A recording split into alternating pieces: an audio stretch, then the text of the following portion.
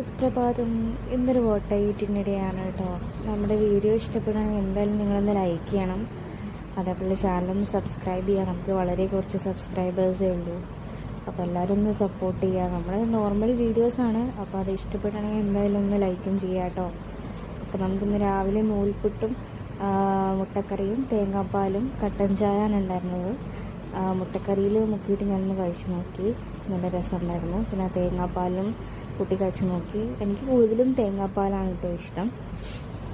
പിന്നെ നമുക്ക് ഉച്ചയ്ക്ക് ഒരു കല്യാണത്തിന് പോകാനുണ്ടായിരുന്നു. വീടിൻ്റെ അടുത്ത് തന്നെയാണ്. അങ്ങനെ കല്യാണ വീട്ടിലെത്തിയിട്ടുണ്ട്. അതൊരു ഓഡിറ്റോറിയത്തിൽ വെച്ചിട്ടായിരുന്നു. പിന്നെ ബിരിയാണി ഉണ്ടായിരുന്നു, സാദാ ചോറുണ്ടായിരുന്നു കേട്ടോ. ചിക്കൻ ബിരിയാണി ആയിരുന്നു.